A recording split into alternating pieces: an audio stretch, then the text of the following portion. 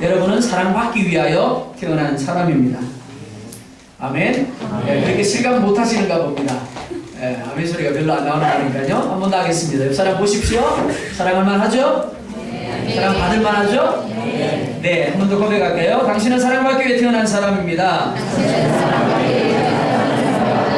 아멘. 오늘은 부활주일로 추수주일로 함께하고 있습니다. 하나님이 사랑하시는 여러분들을 오늘 등을 떠미셔서 오늘 이 자리에 함께 하셨음을 믿을 수 있기를 원합니다. 여러분들을 향하여 저는 영적 원리 4가지를 전하고자 합니다.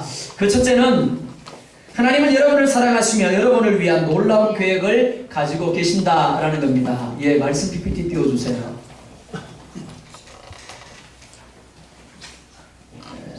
자, 하나님은 여러분을 사랑하시며 여러분을 위한 놀라운 계획을 가지고 계십니다.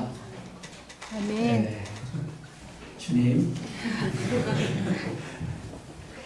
자, 여러분이라는 그 부분에 여러분들의 이름을 한번 넣어서 읽어보셨으면 좋겠습니다. 외우실 수 있죠? 하나님은 누구를 사랑하시며 누구를 위한 놀라운 계획을 가지고 계십니다. 이렇게 하겠습니다. 시작. 하나님은 사랑하시며 누구를 위한 놀라운 계획을 가지고 계십니다. 아멘.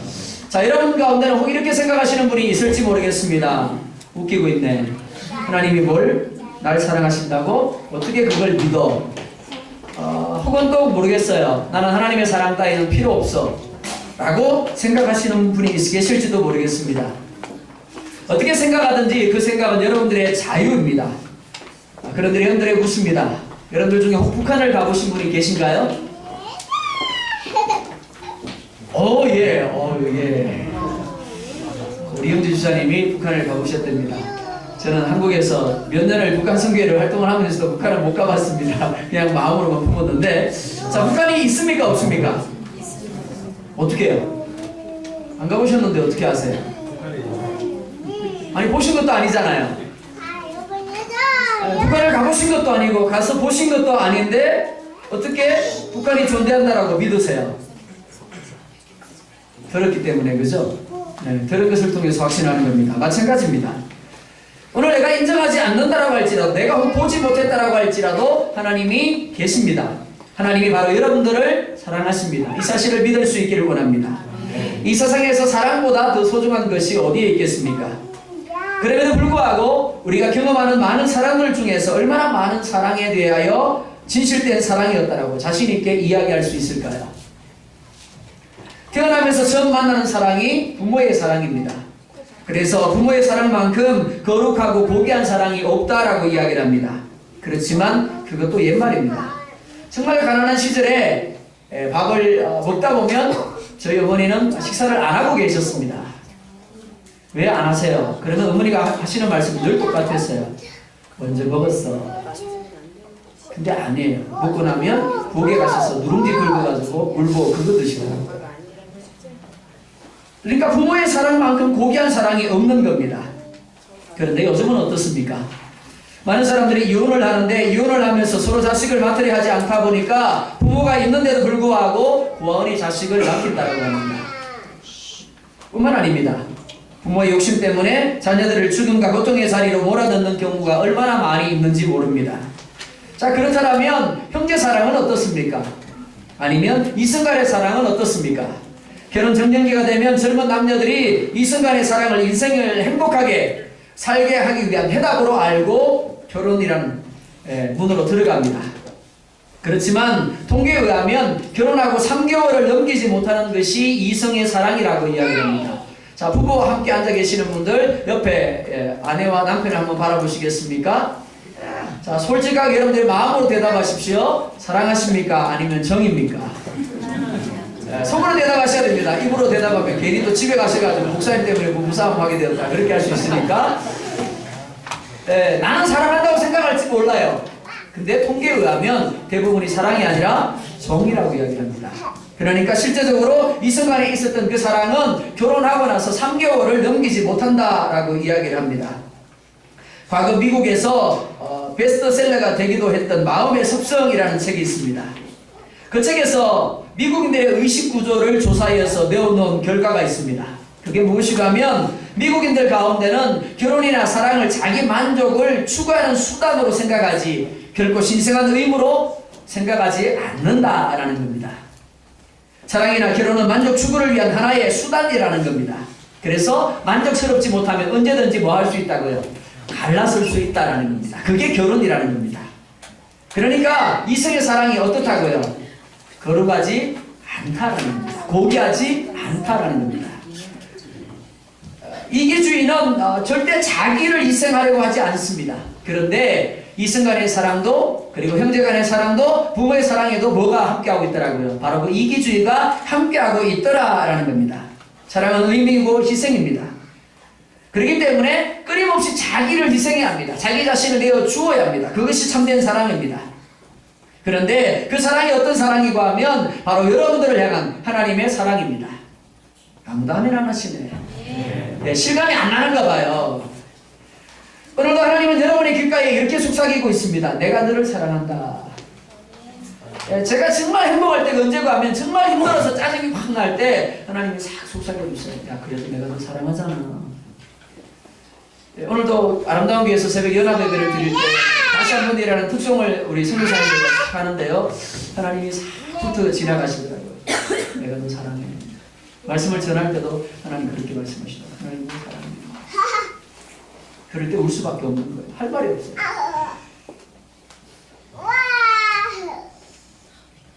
오늘 우리가 함께 읽었던 요한복음 3장 16절은 이렇게 말씀을 합니다. 하나님이 세상을 이처럼 사랑하사 독생자를 주셨으니 이는 저를 믿는 자마다 멸망치 않고 영생을 얻게 하려 하심이니라.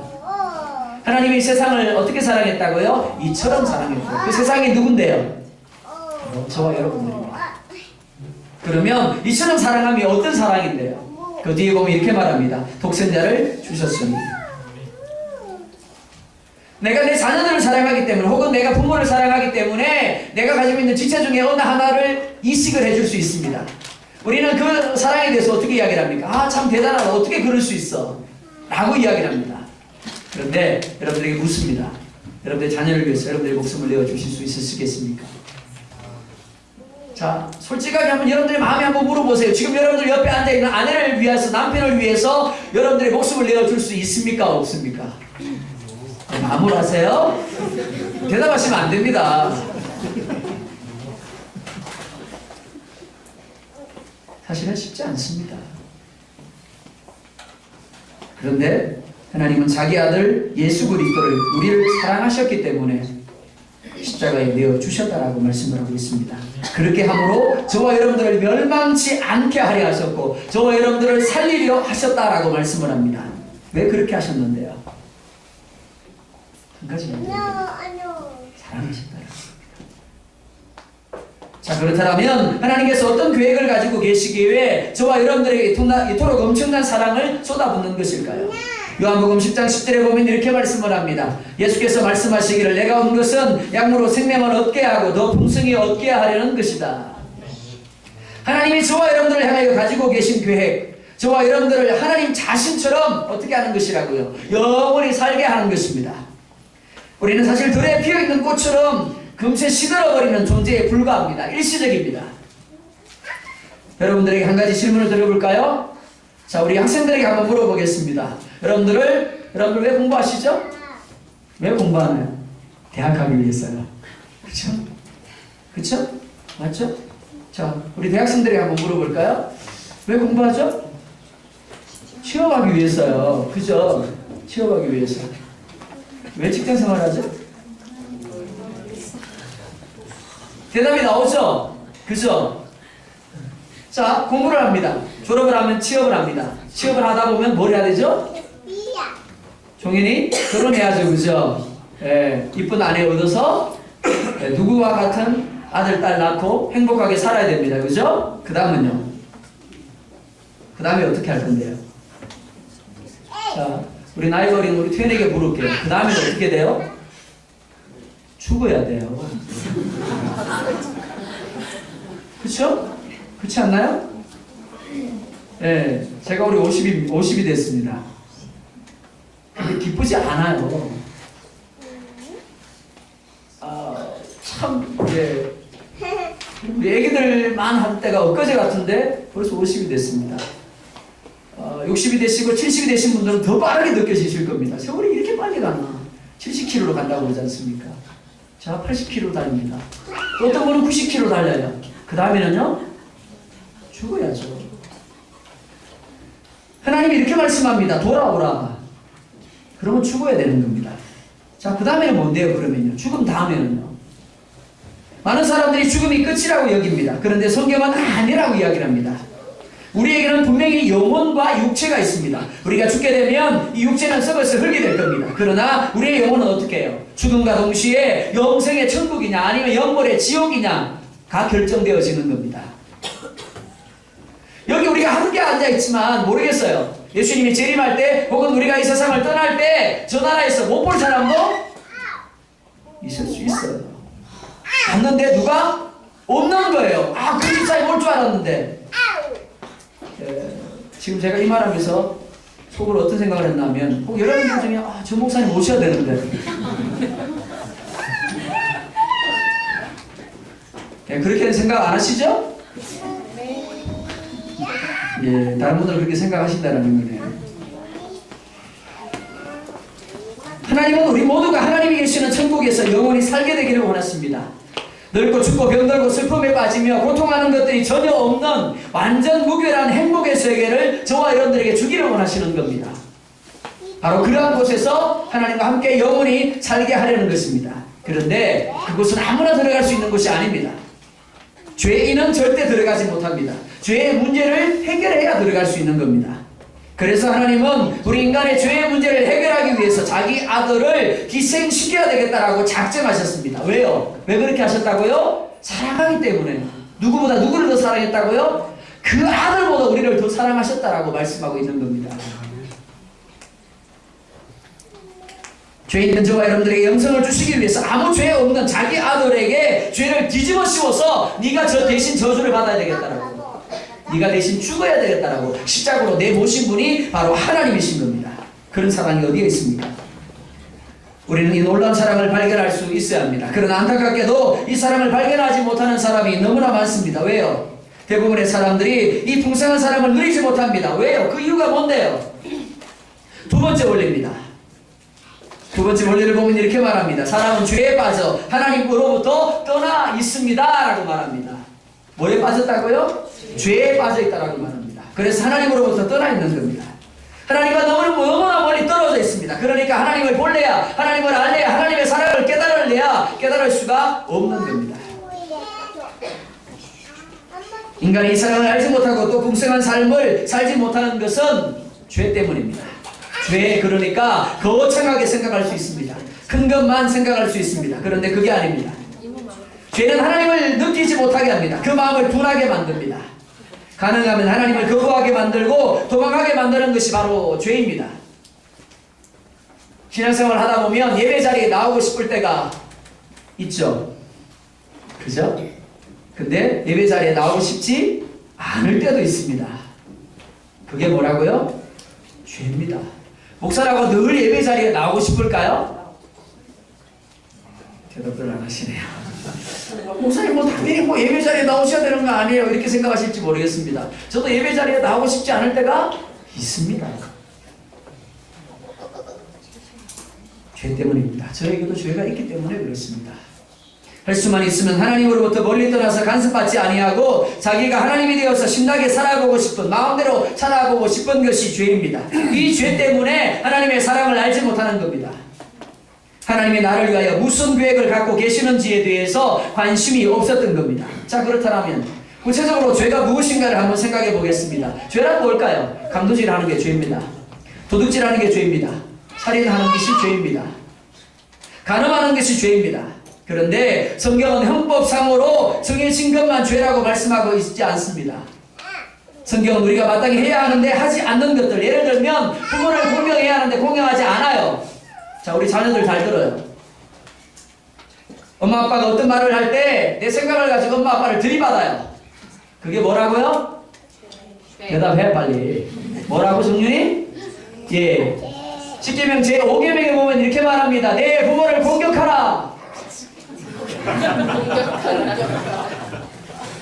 우리 자녀들은 참 성경적으로 살아요. 그러다 보니까 시시때때로 엄마 아빠를 공격합니다. 그죠? 그게 뭐라고요? 죄예요. 분명히 하나님은 우리를 향하여 공경하라고 말씀하시는데 아니요. 공경하지 아니하고 어떻게 하더라고요? 공격하는 겁니다. 이웃과 친구를 사랑해야 하는데 이기주의 때문에 미워하는 겁니다. 미워하는 겁니다. 다투는 겁니다. 싸우는 겁니다. 이게 죄입니다. 뿐만 아니라 안 해야 하는데 하는 겁니다. 미워하지 말아야 하는데 미워합니다. 욕심내지 말아야 하는데 욕심을 냅니다. 여기에 더하여 우리의 마음에 품게 되는 여러 가지 악한 생각들이 죄입니다. 악한 말들이 죄입니다. 그리고 악한 습관과 악한 태도와 악한 행위들이 모두가 다 죄라고 성경은 정의하고 있습니다. 자, 그렇다면 여러분들에게 묻습니다. 자, 우리 여기 앞에 앉아있는 목사님을 보라고 그랬죠. 아동부. 우리 지호가 참 착해 보이잖아요. 그죠? 우리 지호가 착해 보이죠. 지호가 누군지도 잘 모르시는 분도 계실 겁니다. 맨 앞에 앉아있는 우리 아이가 지호입니다. 우리 연영 집사님 둘째 아들. 자, 우리 지호가 착합니다. 그런데 하루에 몇 번이나 죄를 지을까요? 제가 이제 아동부 설교할 때는 늘 묻는 게 그럽니다. 자, 누나하고 싸워요, 안 싸워요? 싸워요. 누나 미울 때가 있어요, 없어요? 있어요. 어른들은 아닌 것처럼 지금 표정을 싹 감추고 있습니다만 사실은 똑같이 그렇게 살아왔어요. 그죠? 그렇게 살아왔습니다. 저도 어릴 때 얼마나 많이 싸운지 몰라요. 근데 보세요. 하루에 내가 누나를 미워하고 누나와 싸우고 엄마 아빠 말 안 듣고 우리 지호가 하루에 짓는 죄가 몇 번이나 될까요? 자, 우리 엄마가 한번 대답해 볼까요? 몇 번이나 죄를 지을까요? 한 번, 두 번, 세 번, 말 빨리 안 하면 빨리 올라갑니다. 100번, 200번, 수도 없답니다. 자기 아들 저렇게 막 깔아내리네요. 사실이 그렇더라도 좀. 자, 보세요. 제가 언젠가 말씀드렸죠? 하루에 3번만 죄를 지어도 1년이면 몇 번이라고요? 빨리 계산하세요. 빨리 계산하세요. 틀려도 됩니다. 1050번이라도 그거 막 계산하고 있을 분 없습니다. 그런 줄 알아요. 1095번입니다. 자, 1100번에 가까운 죄를 여러분들이 하루에 짓습니다. 1년에 짓습니다. 자, 우리 이동길 집사님 은혜스러운 기도를 하셨는데요. 1100번의 죄를 지었어요. 행사가 오더니 저하고 같이 가십시다. 그럼 수갑을 툭 채웠어요. 그리고 재판정에 있었어요. 자, 제가 판사예요. 우리 이동길 집사님에게 어떤 판결을 내려야 옳을까요? 첫 번째 무죄, 두 번째 무기징역, 세 번째 사형. 자, 어떤 게 옳을까? 여러분들 대답 잘 하셔야 돼요. 자, 그럼 이동길 집사님하고 사이 나빠집니다. 자, 몇 번요? 무죄. 무기징역. 무죄요? 주여. 1100번의 죄를 지은 상습범이 법정에 있었을 때 그가 과연 무죄 판결을 받을 가능성이 몇 %요? 제로입니다. 절대 내버립니다.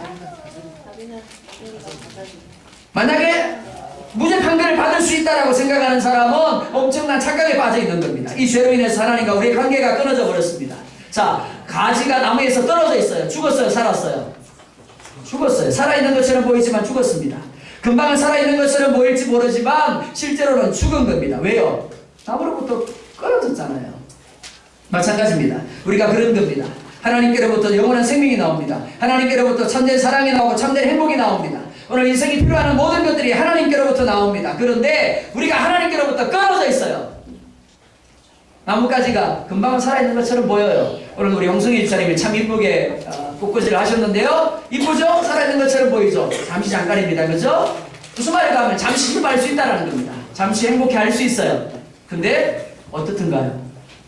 늘 기뻐하지만 늘 행복해 하는 것 같지만 내 마음속에 뭐가 있더라고요? 허전함이 있어요. 빈구석이 있어요. 참된 행복이 누려지지 않더라는 겁니다. 참된 기쁨이, 참된 만족이 누려지지 않더라는 겁니다. 그렇게 살다가 육신의 죽음을 맞습니다. 그렇게 살다가 육신의 죽음을 맞고 그 다음에 영원한 지옥불에 던져지는 겁니다. 그게 죄를 가진 인생이에요. 그래서 사람들은 이 죄의 문제를, 불만족의 문제를, 행복하지 못한 문제를 해결하기 위해서 끊임없이 착한 일을 통해서 그리고 철학을 통해서 종교를 통해서 자기 힘으로 하나님께 나아가려고 애써봤습니다. 노력해봤습니다. 그런데 하나님과 우리 사이의 간격은 너무나 넓습니다. 너무나 멉니다. 그렇기 때문에 우리의 노력으로는 결코 그 간격을 메울 수가 없는 겁니다. 그런데 성경은 이 간격을 메울 수 있는 길이 있다라고 우리 가운데 가르치고 있습니다. 세 번째 원리입니다. 예수 그리스도만이 사람의 죄를 해결할 수 있는 하나님의 유일한 길입니다. 당신은 그를 통하여 당신에 대한 하나님의 사랑과 계획을 알게 되며 또 그것을 체험하게 됩니다. 그렇습니다. 하나님과 우리 사이가 너무나 멀리 떨어져 있는데 그 떨어져 있는 공간을 메울 수 있는 분이 누구라고요? 예수님이라는 분입니다. 그렇다면 예수님이 어떤 분이시기에 우리의 죄 문제를 해결해 주시고 우리에게 영원한 생명을 주시는 유일한 길이라고 말씀하고 있습니까? 그것은 예수님이 우리를 대신하여 죽으신 분이시기 때문에 그렇습니다. 죄 없는 분으로 우리의 죄를 덮어서서 우리를 대신하여 십자가 위에서 죽으신 분이시기 때문에 그렇습니다. 그런데 그것이 끝이 아닙니다. 다시금 살아나셨습니다. 만약 예수님이 내가 너희를 위하여 죽는다라고 다시 말씀하시고 다시 살아나지 못했다라면 그는 우리의 참된 구원자가 될 수 없었을 겁니다. 살아나셨기 때문에 그의 죽음이 우리를 위한 죽음임이 확증이 되고 또한 그가 하나님이심이 우리 가운데 확정되어진 겁니다. 예수님만이 우리를 사망과 불행의 저주로부터 구원할 분이심을 증거하신 겁니다. 그래서 예수님만이 하나님께 이르는 유일한 길이라고 말씀하고 있는 겁니다. 예수님을 통하지 아니하고는 그 누구도 천국에 이를 수 없습니다. 예수님을 통하지 아니하고는 그 누구도 영생이나 참된 행복의 자리로 나아갈 수 없는 겁니다. 그래서 예수를 믿으라고 하는 겁니다. 네 번째 원리입니다. 우리 각 사람은 예수 그리스도를 나의 구주, 나의 하나님으로 영접해야 합니다. 그러면 우리는 우리 각 사람에 대한 하나님의 사랑과 계획을 알게 되고 또 그것을 체험하게 되는 겁니다. 하나님이 내게 누리게 하시고자 하는 그 삶이 어떤 것인가를 경험하게 되는 겁니다. 영접한다라는 것. 마음속에 그분을 나의 구원자로 나의 하나님으로 받아들이는 것을 말합니다. 요한복음 1장 12절을 보면 이렇게 말씀을 합니다. 영접하는 자, 그 이름을 믿는 자들에게는 하나님의 자녀가 되는 권세를 주셨으니 아멘. 내가 하나님을 내 마음속에 모시게 될 때, 예수님을 내 마음속에 모시게 될 때 어떻게 된다고요? 내 신분이 하나님의 아들이 되고 날이 된다라고 말씀하고 있는 겁니다. 믿기만 하라고 말씀을 합니다. 무엇을 믿어야 합니까? 내가 죄인이고 예수님이 나를 위하여 나의 죄를 위하여 죽으셨고 그래서 내가 예수님만 믿으면 나의 모든 죄가 용서를 받고 내가 천국에 들어간다는 사실을 믿으라는 겁니다. 여러분이 믿습니다라고 고백하는 순간에 인정하는 순간에 하나님이 여러분이 어떤 죄를 지었든지 다 용서해 주시고 하나님의 자녀로 삼아주시고 영생을 주시는 것입니다. 우리는 지금까지 우리 자신이 우리 삶의 주인이 되어서 살아왔습니다. 그러다 보니까 늘 우리 마음 한구석에 채워지지 않는 그 무언가로 인하여 거절할 수밖에 없습니다. 그러나 오늘 내가 믿습니다라고 하는 것, 이제 나의 삶의 결정권을 예수님께 내어드린 겁니다. 즉 가지가 떨어졌던 나무가 다시금 나무에 붙는 겁니다.